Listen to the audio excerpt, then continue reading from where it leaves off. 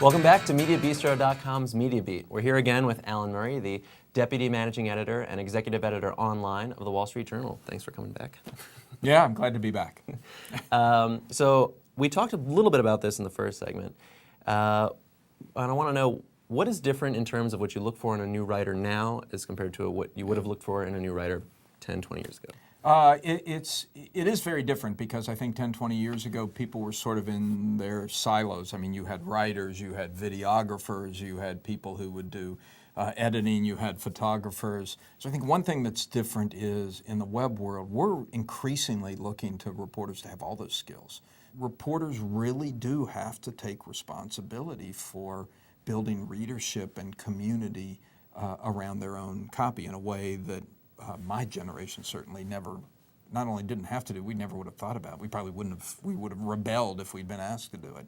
Yeah. It's like walking up and down the street with a sandwich board saying, read my story. Mm-hmm. Yeah. Another development that's been much talked about is the paywall issue, and I want to talk about this in a broad sense. What do you think that the major misconceptions are about paywalls, and what is it that people that are outside of this sort of media world, what is it that they need to know that they don't know about how paywalls work? Yeah, so I'd point to a couple of things. I mean, first of all, I think just I think most people in the business I'm in the journalism business, the newspaper business these days, would say that they all made a mistake back 10 years ago when they decided to give away all their content for free. We didn't do that at the Wall Street Journal. We said we were going to put it behind a paywall. But once you've given away your content for free, it's harder to convince people it's of value. So I think that's one thing. But the big thing that I think people don't, well, two things.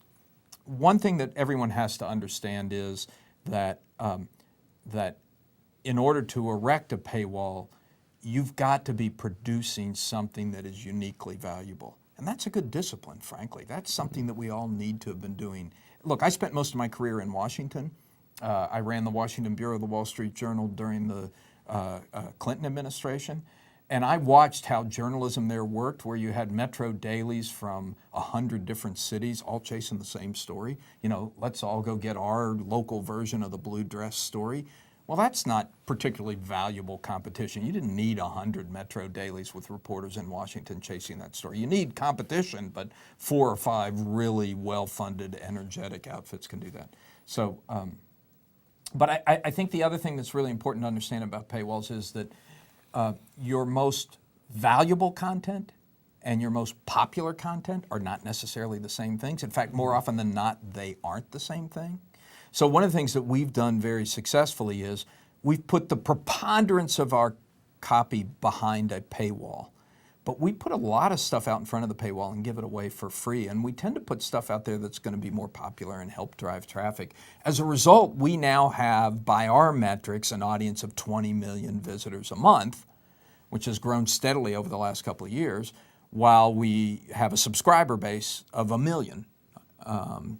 So that tells you that you can actually kind of have your cake and eat it too. There are some other experiments that are going on that we've been hearing about as far as charging for comments, let's say, or sort of charging for charging for the user interactivity of your website. And do you think that that's a viable model, or is that something that's just not going to work out? I don't know about comments. I don't know about social. I think it's going to come down to every site trying to figure out what it is they do that's uniquely valuable. If the Houston Chronicle had decided 10 years ago to develop the ultimate source of information on the oil industry, they could be making a lot of money. People pay a lot of money for information on the oil industry.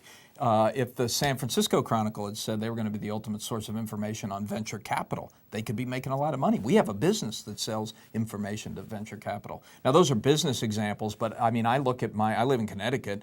I look at the local papers where I live. What they've started doing in the last year is taking what they have that's uniquely valuable. And you know what that is? Photographs of high school sporting events and graduations. And they put them on the website and they sell them. Mm-hmm. Well, that's a form of paywall, right? And that's, people go there and they find pictures of their kids. That's why they subscribe to these papers anyway, and they buy them. So I think you're going to see a lot of that kind of experimentation. I think it's a good thing. Another thing that a lot of organizations are kind of grappling with as far as that goes is monetizing the video video stuff. There's been a lot of different strategies. I mean, people selling ads in-house, using an ad network, pre-roll ads. I mean, do you brand an entire series? What does the Wall Street Journal do, and what do you think is going to be the most successful strategy as far as that goes going forward? At the moment, all our video is published free. We sell advertising on it. We use pre-rolls, which I hate, but they're the industry standard. I hate them just because they interrupt the experience. I wish we could advertise around the video rather than take the first 15 seconds of the video, but we do. And we get very high CPMs, among the highest CPMs that anybody's getting online for those video ads. So for the moment, that's working for us. I mean, I think over time you might see certain types of instructional video, perhaps, that's put behind a paywall. But right now, we're not doing that. Excellent. That's the end of this part of our interview with Alan Murray. Stay tuned for part 3. We're going to talk a little bit about television news. This has been MediaBistro.com's Media Beat.